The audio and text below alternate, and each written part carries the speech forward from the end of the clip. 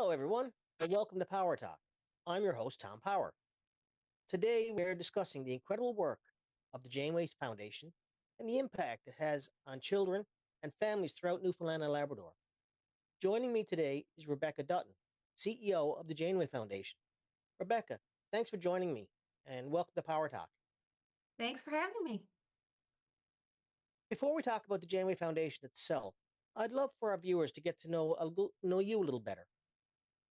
Can you tell us about your background and what led you to become involved with the Janeway Foundation? Sure, yeah. I've grew up in Newfoundland and Labrador. I grew up watching the Janeway Telethon every year. I actually have a returned check on my bookshelf here that my sister gave me that she found in my mom's old files from the first Janeway Telethon. Our mom passed away when we were younger, and so my sister kind of kept some things that had her handwriting on it.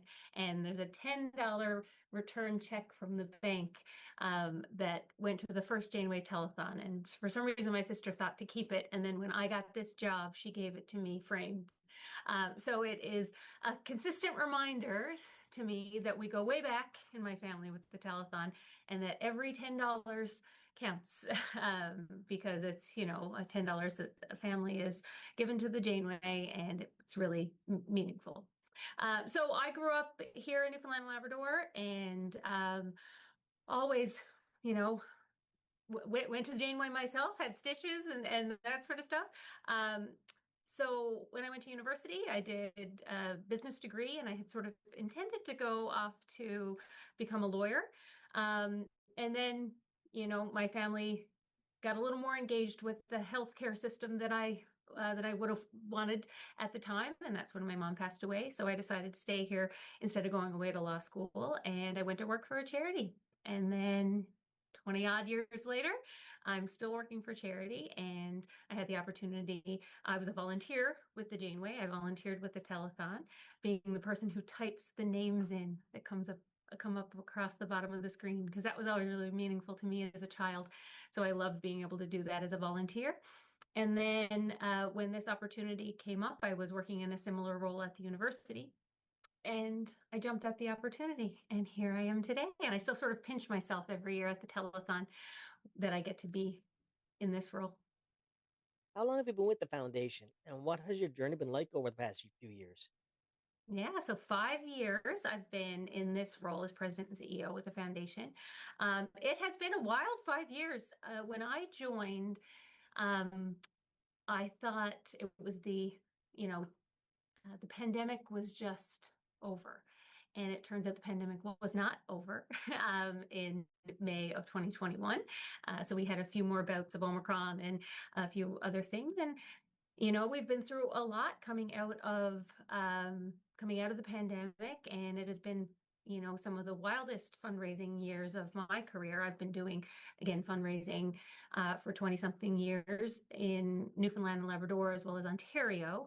So I've seen a lot of stuff happen. I went through the financial crisis in Ontario, which was really impacted, and coming out of the pandemic here. But the last few years in fundraising here in Newfoundland and Labrador have been nothing like I've ever seen in my career before. So it's been an interesting time to be trying to generate revenue to support charities, internationally, nationally, and here in Newfoundland and Labrador. Yeah, I kind of know that as well, being with the Shriners, and Yeah, exactly. Yeah, it's been it's interesting. hard sell sometimes. It is. So, what's been the most rewarding part of your work with the Janeway Foundation? Oh my gosh, there's so many things. I always say I have the best job in the whole entire world.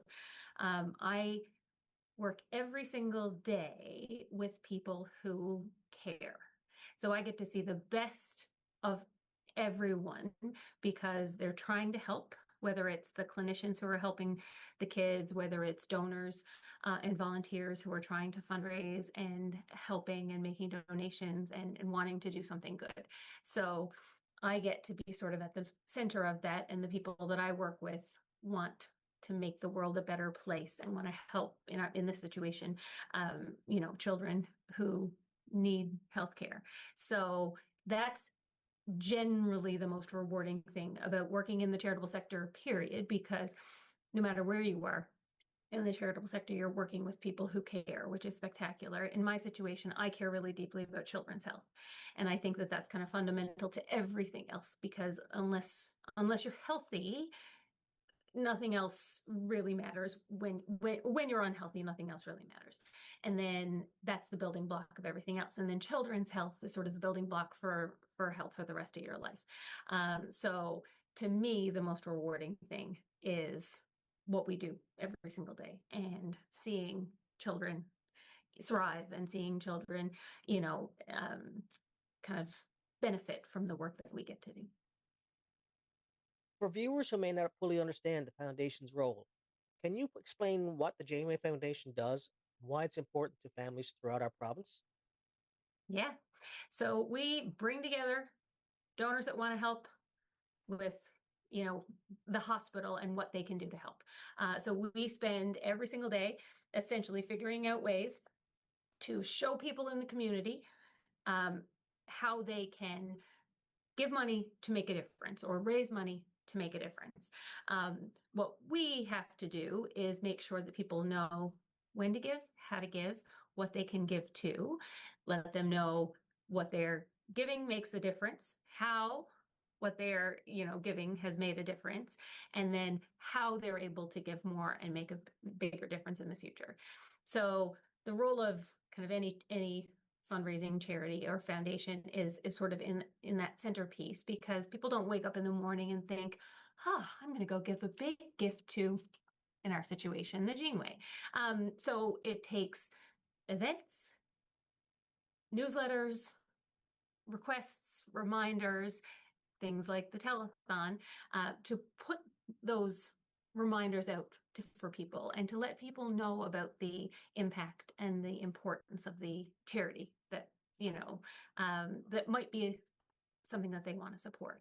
So we spend all of our time giving people the opportunity to support something that is really, really important in our province. When someone makes a donation to the Janeway, where does that money go and what kinds of programs, equipment, and services are supported? Absolutely. So every year, the Janeway gives us a really big list. I have it right here, actually, a really big list of equipment and priorities that they need. So we call that the Capital Equipment and Infrastructure Grant. And that's usually millions and millions of dollars, and many millions of dollars. And sometimes we have to say, okay, we can only fundraise so much. So every year that really big list is kind of collected by the executive leadership team at the Janeway, and from clinicians and frontline team members and management within the Janeway, and they say, okay, we need, it might be a fluoroscopy machine, it might be an ultrasound machine for a particular unit, whatever it might be. And they collect all of that, and then they prioritize those pieces of equipment, and they say, okay, well, this one kind of trumps that one, or whatever it might be. But they try to make sure that they're paying attention to what needs to be upgraded and where, what technology and what changes are coming down, so that we're kind of constantly aware of how we're creating, or how we're keeping the Janeway up to speed, of course.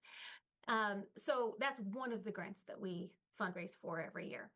Another is research. So we make sure that we are continuing to fund research through the Janeway Pediatric Research Unit. So every year we allocate a certain amount of our fundraising resources and fundraising money that we raise to research. Then we have education. So our teams at the Janeway need to be constantly educated in the most, current ways and methodologies in approaching pediatric care. So we want to make sure that our team has access to all the education that they might need. So we fund an education grant as well. And there are a bunch of other kind of smaller grants, but those are the real primary ones.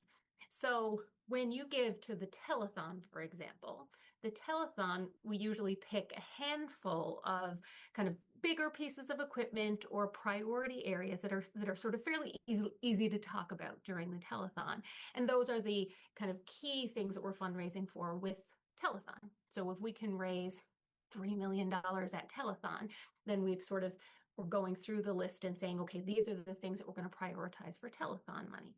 And then Jamarama, same idea. So if you give money to Jamarama in October, that will fund various things on that list, and the research and the education and so on. Then we also have the opportunity for donors to give direct gifts. So we have that kind of, like I said, significant list. And sometimes we'll have conversations with donors who want to support the NICU. And we'll say, okay, these are the things that we have on the NICU for the list, or the NICU list this year. And we'll have that conversation. And if someone wants to give $50,000 to support, premature babies, then we say, all right, here is a piece of equipment that's around $50,000 that can support premature babies. And if they give money to that piece of equipment, it goes directly to purchase that piece of equipment. So that's how it all sort of maps out. There's always a bigger list of needs than we can raise money for. Sometimes it's in the millions that we just can't meet. So it rolls over into the next year and we go out constantly, and we're just constantly trying to raise more and more money so that we can attempt to meet the needs. We don't raise near as much per child as they do in some of the other provinces in Canada, because we just don't have the sophisticated sort of fundraising environment that they do in Ontario or Alberta. So we aren't able to do quite the same advanced research, quite the same, our researchers are spectacular, but they don't have the level of funding that they do in other provinces. But we're working real hard to change that. Can you share an example of how donor support has directly improved care for children and families at the Janeway? Oh, absolutely. So a couple of years ago during the telethon, we set out to do something kind of really big. Usually we fundraise for a bunch of different things at telethon, but a few years ago, we came out to the community and said, we need to buy a new CT scanner for the Janeway. We needed new technology. We needed something that would work faster, be clearer, and more effective for kids. So we set out to raise $3 million to buy a new CT scanner because they're big and, expensive. And then we had to renovate the Janeway's CT suite. We had to, it took a lot to kind of get the CT scanner in place. And now it's there. And it's decorated to look like an aquarium. So it's actually quite enjoyable for children to kind of run in and see this kind of what would normally be a frightening looking machine, but it's really fun when you go into the room. So I've heard from the technologists that the children will just run in and jump up on the table and lie down and wait for their CT. And that's, not typical when kids are going into, like you say, or anyone is going into a CT machine. So the machine now can take a CAT scan in a fraction of the time that the old one could. So children who would normally need to be sedated in order to lay there motionless for the period of time that they need to be, no longer need to be sedated. And that used to only happen certain days of the week. It would require 4 to 5 people, that including a physician to come in and administer the sedation. And then of course, a lot longer recovery versus no recovery for the child, more time for the parents away from work and recovery and all of that sort of stuff. And then of course, a very different experience for the child. So now they can put a small child on the CT scanner in a fraction of the time, take the image that they need to make sure that the child, is diagnosed appropriately or whatever it might be, have the right checkup. And then they hop up and go on their way. So we are expediting care, we are expediting results, and it's changing the way children receive healthcare because of every dollar that was given at that telethon a few years ago. And speaking about the telethon, it's one of the biggest fundraising events in Newfoundland and Labrador every year Yes. For the Janeway. And for those who may not be familiar with it, can you elaborate a little bit more on what the telethon is all about? Yeah. So Telethon has been around here for 42 years. It was started actually 43 years ago in the US through organization Children's Miracle Network, and started by Marie Osmond and some of her friends who got together and said, we're going to do a telethon for children's hospitals. And they started doing there were a lot of telethons kind of at the time, the March of Dimes, a bunch of different telethons, and they did this telethon, and it could be syndicated then by children's hospitals. So the first year it supported 22 children's hospitals, and the next year Janeway jumped on, and that was actually the beginning of the Janeway Foundation. So we became, us and 13 other children's hospitals in Canada became part of Children's Miracle Network that 42 years ago, and we've been holding a telethon ever since. Telethons have changed in Canada, so now there's only a couple of us left that are doing those. But it's embraced here in Newfoundland and Labrador. And Newfoundlanders and Labradorians love to watch it. We've continued to have incredible support by NTV. So that we can broadcast this. It's a 2-day, or a day and a half event, Saturday night and Sunday, and we tell spectacular stories about the care that's received at the Janeway, about miracle kids and our champion kids, about their stories and the evolution of what they've been through with their Janeway journey. And then we talk about the areas of care at the hospital. We interview doctors and nurses and technologists and people who provide that care, because when they tell why they do what they do, it's really meaningful, of course, because people give because of the care that's provided at the Janeway. We're just the conduits to make sure that that care or that money gets to where it needs to be. And then, of course, we have an entertaining show. So we kind of showcase local entertainment here in Newfoundland and Labrador, to keep everyone, entertained while they're watching the TV show over the weekend. Well, yeah, that's my next question. What can viewers expect from this year's telethon? Yeah, so we try to keep it really entertaining and fast paced, of course. It's going to be heart wrenching and it's going to be emotional and it's going to be, enjoyable. We've got some fantastic entertainers that are donating their time and talent to keep things, lighthearted, sort of in between all the emotion, of course. And then we're going to hear from spectacular volunteer fundraisers and donors from across the province about why they support the Janeway. The Janeway has touched so many families. There isn't a family in the province that hasn't had some connection, and a community that hasn't had some connection with the Janeway. So it's always so nice to hear about why people give. One of the highlights every year of the telethon is the champion child. Yeah. Who is this year's champion child? And can you tell us a little bit about their story? Yeah, of course, Carly McDonald. So Carly is from North River, and she's spectacular. She's a ball of energy. She's so fun to watch. She's a dancer, and she is just, she loves pink, and she's so entertaining.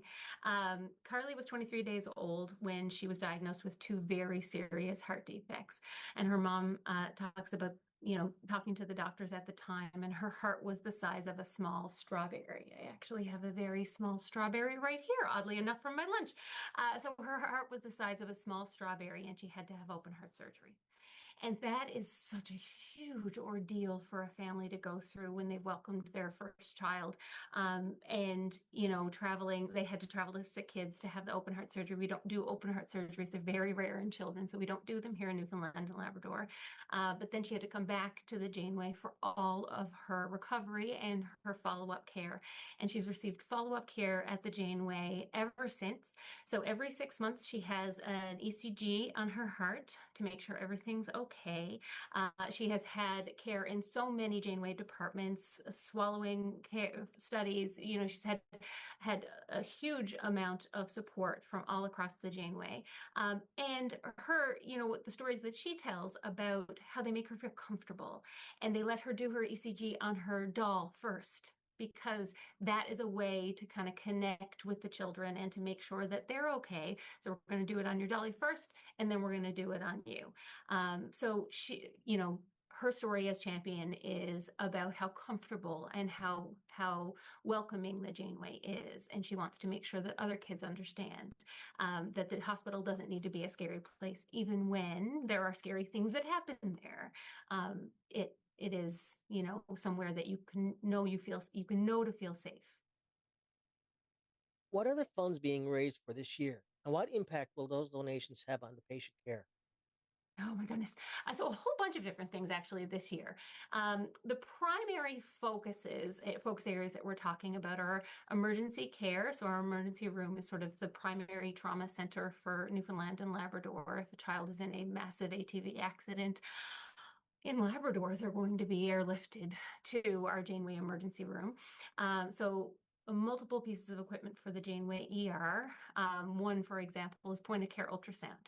So when a child comes in, normally they would have to be brought to the diagnostic imaging unit for an ultrasound, a X-ray, etc. So what we're trying to do is make sure that our units, particularly our emergency department, is equipped with point of care diagnostic imaging so that the child doesn't need to necessarily be removed, but also that the clinicians have access to information immediately so that they don't have to call in people to be part of that. So a doctor will be trained in ultrasound so they can look and diagnose what's going on inside the child at that very moment. And that's a huge step in care from where we are right now in our ER.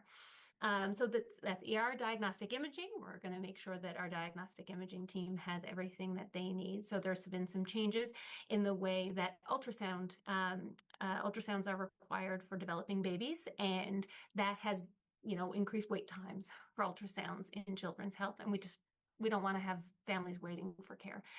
So there's a fairly expensive and fairly significant piece of ultrasound equipment that we're going to make sure we have for the diagnostic imaging area, and MRI goggles. So these are goggles that allow kids that are having an MRI to watch movies and, cool scenes and be fully immersed in a different environment that's not lying in a scary, loud MRI. Reduces the amount of sedation that is required to provide MRIs to kids, and they're far less likely to need that sedation, and they're able to lie there and enjoy their experience.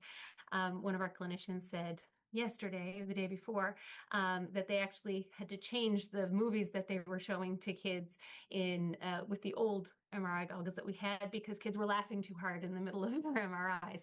So they had to be a little more kind of strategic. But this technology is really significant because, of course, you can't have anything that's metal in an MRI, so these goggles are really expensive, but the impact that it has on the overall patient experience, patient care, but also the costs of delivering this, because if you need 4 or 5 clinicians to come out of the surgical suite in order to administer the anesthesia so that a child can have an MRI, then you don't have that anesthesiologist and nurse and in the surgical suite. And we don't want children waiting for surgery because those clinicians are required in the MRI. So if you can change that by making sure that we have MRI goggles available, that's an easy one. And then perioperative equipment. So there's a number of different pieces of perioperative equipment because, again, if a child needs a big surgery, they're having it at the Janeway. No matter where you are in Newfoundland and Labrador, you're having it at the Janeway. So there are some surgical surgical equipment that is really, really valuable. They usually bring in rent, I'm going to say, some of this surgical equipment to test it out. And so we had a couple of our spectacular lead nurses come in and talk to our telethon hosts the other day about the value of this surgical equipment and the impact that it has on kids. Reduces surgical time. It helps them heal faster and more efficiently. It makes a really big difference in their ability to walk and run and be kids after the fact. So particularly there's an orthopedic set of equipment that we are going to have for the first time here in Newfoundland and Labrador that we own because of the money that's going to be raised at telethon. Janeway Telethon has become a tradition for so many people across Newfoundland and Labrador. What does the support from communities, businesses, volunteers, and donors mean to the foundation? Oh my gosh, it's incredible. Like I said, it's spectacular to even watch telethon and see that support kind of right in front of you. But I get the benefit, and we get the benefit here at the foundation of talking to these people all year round, and we know why they're doing it. And in some situations it's heartbreaking because there's been a loss of a family member or a child. over the years, and they're doing this to honor them and to keep their memory alive. In other situations, they're doing it to be thankful for the care that they've received, of their 40-year-old child or 40-year-old, or themselves, the care that they've received over the years at the Janeway. There are hundreds and thousands and tens of thousands of adults in this province, more than that, hundreds of thousands of adults in this province that are alive and well today because of the care that they've received at the Janeway. Me included. And people want to give back, and they want to support, and they want to, they want to be part of what we're doing together. So it is spectacular to get to be a part of that and to get to help them find the way that they want to do it. Like I said, we have lots of different things that people can do to support. So I get the fun job of helping people find what that thing is. And that's what we get to do every day. What would you say to someone who has never donated before but is considering supporting the Janeway this year? Oh my goodness. If they have any questions, give us a call. We're happy to chat. If they have any, any speed bumps in donating, again, let us know. We're happy to help. People can make donations fairly easily online, but sometimes they don't always get the information that they want. And that's why we are here. And that's why, we have a lot of volunteers that are part of what we do. They can call into the telethon and ask any questions, and they'll get one of either kind of the board members or foundation staff to answer any question. Because making a donation is a big thing for people, and we want to make sure that they're comfortable with it, that they know where their money is going, and they can direct their gifts to specific areas of care or specific pieces of equipment or whatever that might be. And we're also really comfortable having a conversation about bigger gifts too. If someone says, you know what, we might like to buy a piece of equipment, we'd love to work with people on what that might look like and what area that they might be interested in. Rebecca, thank you so much for joining me today. Thanks for having and me. the incredible work you and your team do on behalf of children and families throughout Newfoundland and Labrador. Thank you. Before we finish, where can people learn more about the foundation, make a donation, or get involved with this year's telethon? They can head over to janewayfoundation.nf.ca. All the information is there. Our phone numbers are there for the office. There's a donate link. It's very obvious at the top of the screen. They can just make a donation directly to the telethon there. It's the same thing as calling in on telethon weekend, of course. But any questions at all, call the office and we're happy to chat. I'd like to thank Rebecca Dutton for joining us on Power Talk today. If you've enjoyed this conversation, please like, subscribe, and share this interview. Most importantly, consider supporting the Janeway Foundation this year and watch the telethon on NTV on Saturday and Sunday this week. Every donation helps make a difference in the lives of children and families across our province. I'm Tom Power. Thank you for watching Power Talk. We'll see you next time.